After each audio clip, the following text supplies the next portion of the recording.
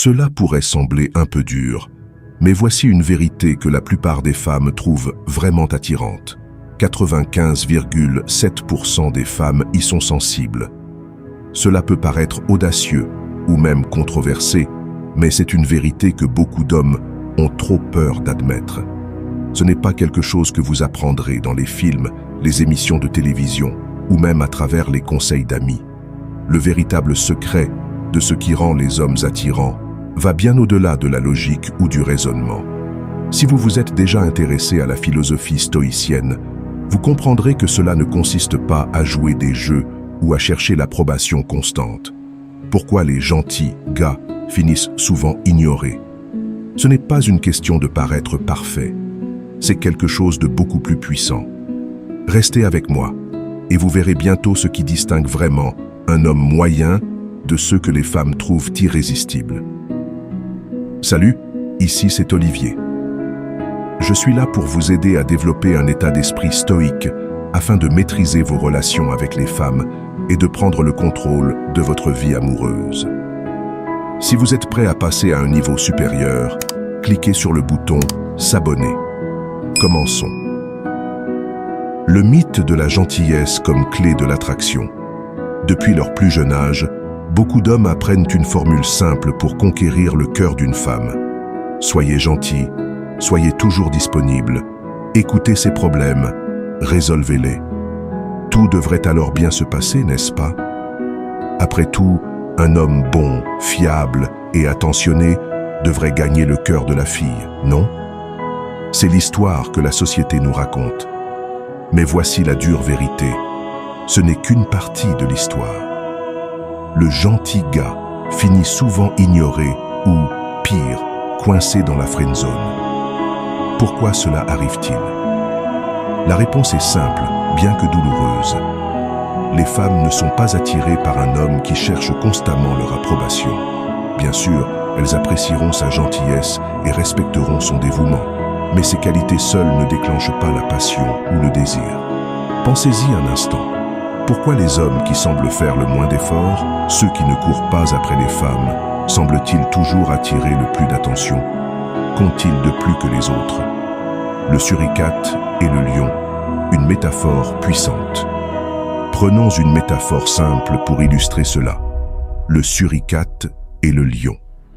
Le suricate, c'est l'homme qui essaie toujours de plaire. Il est constamment sur ses gardes, toujours présent et prêt à résoudre n'importe quel problème. Il est gentil, il écoute et met les besoins des autres avant les siens. Cela semble génial, non? Mais voici le hic. Le suricate ne suscite pas le désir. Il peut être perçu comme gentil, peut-être même mignon, mais il n'est pas irrésistible. Il ne déclenche pas cette réponse émotionnelle profonde à laquelle les femmes sont attirées. Le lion, en revanche, est l'exact opposé. Il est confiant, audacieux et n'a pas besoin de validation pour se sentir valorisé. Il n'est pas toujours disponible, et c'est précisément ce qui le rend si intrigant. Il dégage une énergie puissante et magnétique qui attire naturellement l'attention. Les femmes veulent ce qu'elles ne peuvent pas avoir, et le lion incarne ce mystère et cette séduction. Il n'a pas besoin de courir après l'attention, car elle vient naturellement à lui.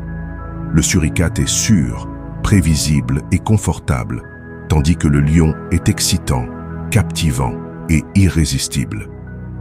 Le rôle de l'énergie masculine et de la philosophie stoïcienne. L'attraction n'est pas une question de logique ou de raisonnement. C'est une réponse émotionnelle instinctive à une énergie masculine forte.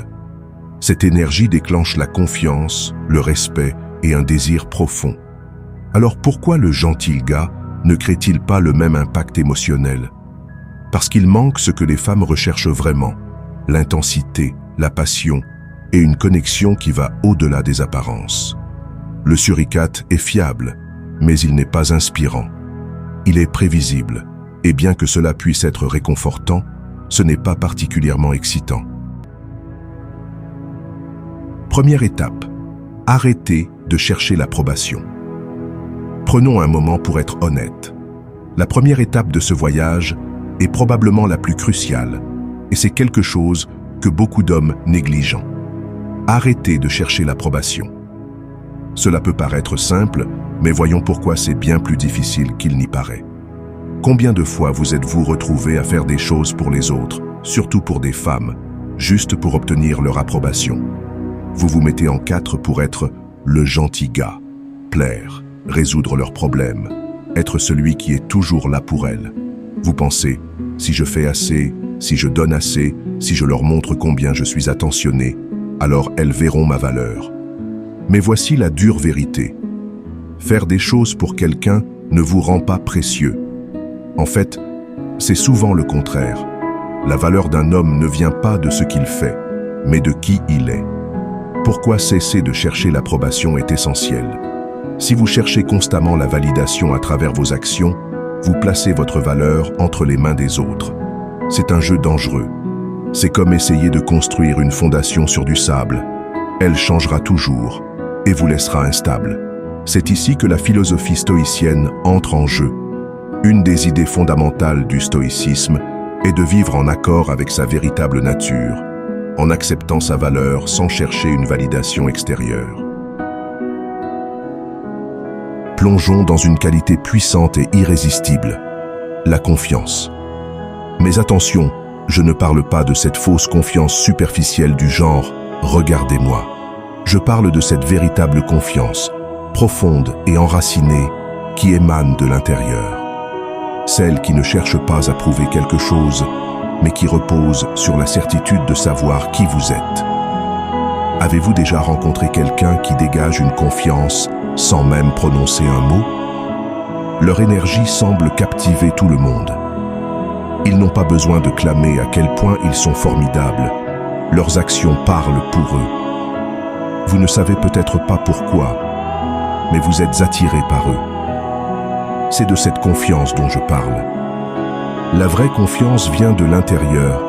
Elle ne naît pas de l'illusion de faire semblant jusqu'à ce qu'on y arrive, ou de prétendre être quelqu'un d'autre. Cette confiance repose sur des bases solides, des réalisations authentiques, une croissance personnelle et une cohérence avec vos valeurs fondamentales. Ce n'est pas du fanfaronnage, c'est simplement savoir sa valeur et ne pas avoir besoin de validation externe. La confiance, ce n'est pas seulement comment vous vous présentez aux autres, mais aussi comment vous vous présentez à vous-même. Êtes-vous fier de l'homme que vous devenez, même si personne ne le remarque? C'est là que la vraie confiance commence. 3. Fixez des limites. Il y a quelque chose en vous. Poursuivez ces choses avec détermination et comme nous l'enseignent les stoïciens, soyez à l'aise avec l'idée que vous êtes le seul à définir votre valeur. Plus vous vous développez, plus votre confiance en vous grandira. Et voici le secret. À mesure que vous construisez cette force intérieure, vous attirerez naturellement les bonnes personnes. Une confiance comme celle-ci n'est pas quelque chose que vous pouvez simuler. Elle vient du fait de vivre une vie de but, de passion et d'intégrité personnelle. Alors, mettez-vous au travail sur vous-même, développez vos compétences, définissez vos objectifs et commencez à vivre d'une manière qui soit fidèle à ce que vous êtes, parce que lorsque vous le ferez, c'est là que la vraie magie se produira. Passons à quelque chose avec lequel, honnêtement, beaucoup d'hommes ont du mal, mais qui est un véritable changement de jeu en matière d'attraction. Fixez des limites. Je sais ce que vous pensez probablement. Les limites, n'est-ce pas juste une question de dire non parfois? Eh bien, oui, mais il y a bien plus que cela. Pensez au suricate un instant. Le suricate, par nature, dit constamment « oui ». Il est toujours disponible, toujours en alerte, toujours en train d'essayer de plaire à tout le monde autour de lui. Le suricate pense que si seulement il est toujours d'accord, s'il met les besoins des autres avant les siens, il deviendra plus précieux ou plus désirable. Mais voici la vérité. Cela ne fonctionne pas comme ça. Le suricate ne se distingue pas. Certes, il est gentil, peut-être même utile, mais il lui manque quelque chose de puissant qui attire les gens. Le respect de soi. Parlons maintenant du lion. Le lion, contrairement au suricate, n'a pas peur de dire non. Il n'a pas besoin de dire oui à tout ce qui se présente à lui pour être aimé ou se sentir important. Il sait exactement ce qu'il veut dans la vie et il est clair sur les standards qu'il s'impose, ainsi qu'à ceux qui l'entourent. Le lion ne s'excuse pas pour ses valeurs et il ne les compromet pas juste pour attirer l'attention de quelqu'un. Il sait que si vous ne vous respectez pas, personne d'autre ne le fera. J'espère que ce message t'a été utile. Si tu as aimé la vidéo, je te serai reconnaissant de laisser un j'aime et de t'abonner. Si tu te retrouves sans mots, écris simplement « Je prends le contrôle de ma vie » pour montrer que tu fais partie de la minorité qui a suivi la vidéo jusqu'à la fin. Merci beaucoup pour ton attention et à la prochaine.